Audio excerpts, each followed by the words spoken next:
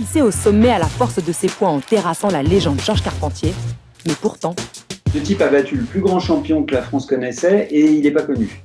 Ce Français champion du monde de boxe a été effacé des archives sportives. Pourquoi ? Parce qu'il était noir. Vous voyez, on disait des sottises du genre « Ah, c'est un bien beau champion, dommage qu'on n'arrive pas à le voir la nuit ». Son destin est à la fois grandiose et tragique. C'est l'histoire de Battling Siki. Battling Siki naît Baïfal en 1899 au Sénégal, alors colonie française. Kidnappé ou vendu à une danseuse hollandaise, Siki arrive en France dans des conditions mystérieuses et se retrouve plongeur dans un café de Marseille à l'adolescence. Mais sa vie bascule lorsqu'il file un coup de poing à un client ivre qui voulait se battre avec lui. Il y aurait eu dans le public un entraîneur de boxe qui lui aurait dit « Toi, tu as quelque chose » et c'est lui qui l'aurait appelé Siki. Siki monte sur le ring et enchaîne les victoires avant de s'engager aux côtés des tirailleurs sénégalais durant la Première Guerre mondiale. Il finit adjudant, décoré de la médaille militaire et de la Croix de guerre, et enfile à nouveau ses gants de boxe en 1919. Il met KO tous les champions d'Europe qu'il affronte. 43 victoires sur 46 en moins de 4 ans. Sa technique ? Une posture qu'il aurait empruntée à la lutte sénégalaise, sport traditionnel dans son pays d'origine.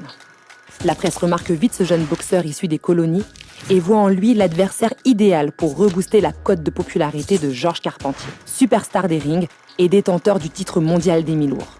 Un combat du siècle à la française. Mais il y a un hic. Carpentier n'a pas boxé depuis longtemps.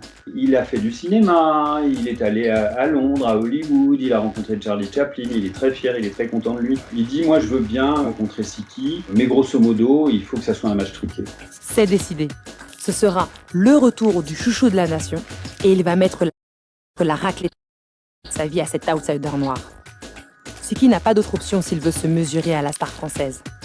Au pied du mur, il accepte le marché.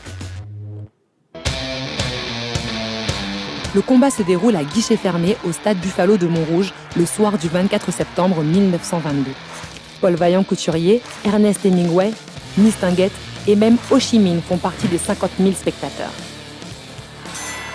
La mascarade commence. Sur le ring, Carpentier domine les échanges et Siki se couche dès les premiers rounds, comme prévu. Siki avait accepté de perdre, mais il avait mis une condition, c'était que Carpentier ne le frappe pas. Et il semblerait qu'au cours du match, Carpentier soit agacé, soit pas, parce que ça donnait un mauvais spectacle, il pensait à la caméra, s'est mis à cogner. Et là, Siki lui a dit arrêter. Et Carpentier a continué, et Siki a cogné. Le deal ne tient plus. Siki dévoile sa force et envoie des uppercuts à Carpentier. Il sort sur civière au 6e round à la surprise générale. Il était en sang. En tombant, il a chuté contre la cheville de Siki. Il a appelé l'arbitre pour dire que Siki avait triché, qu'il lui avait fait un croche-patte. L'arbitre a décidé de disqualifier Siki.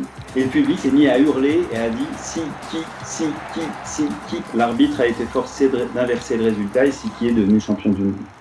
Le premier Africain champion de France, champion d'Europe et champion du monde de boxe. Cette victoire aurait dû le faire entrer dans l'histoire. Mais pour la France coloniale des années 20, c'est une humiliation. La Fédération française de boxe ne voulait pas qu'un noir soit champion du monde. Ils ont essayé de le disqualifier en disant qu'il se droguait, en disant qu'il avait une petite amie mineure. Ils l'ont accusé de conduite antisportive et ils l'ont déchu de son titre. Le grand Battling Siki l'indomptable devient la risée de la presse française et internationale.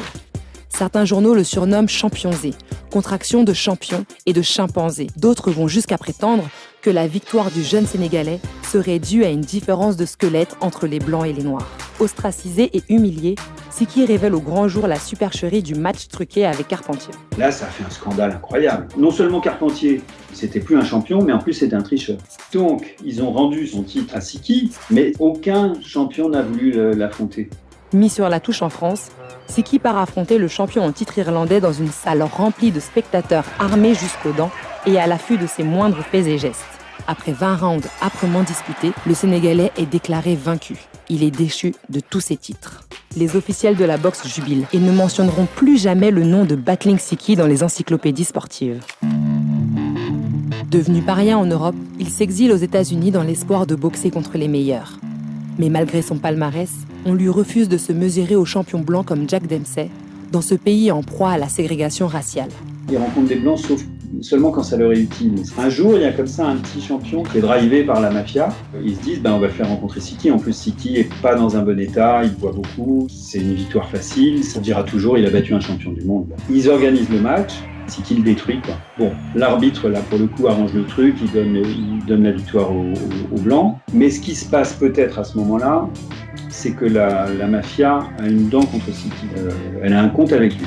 Le 15 décembre 1925, le corps de Siki est retrouvé criblé de balles au pied d'un immeuble à New York. Il avait 26 ans et son assassin n'a jamais été retrouvé. Dans ses mémoires, Carpentier raconte qu'il a reçu après la mort du boxeur sénégalais des messages de félicitations affirmant qu'il était enfin vengé. Gloire nationale, il décédera à Paris à l'âge de 81 ans et sera intronisé au temple de la renommée de la boxe internationale. Siki, lui, a sombré peu à peu dans l'oubli et ses cendres n'ont été rapatriées au Sénégal que 60 ans après sa mort.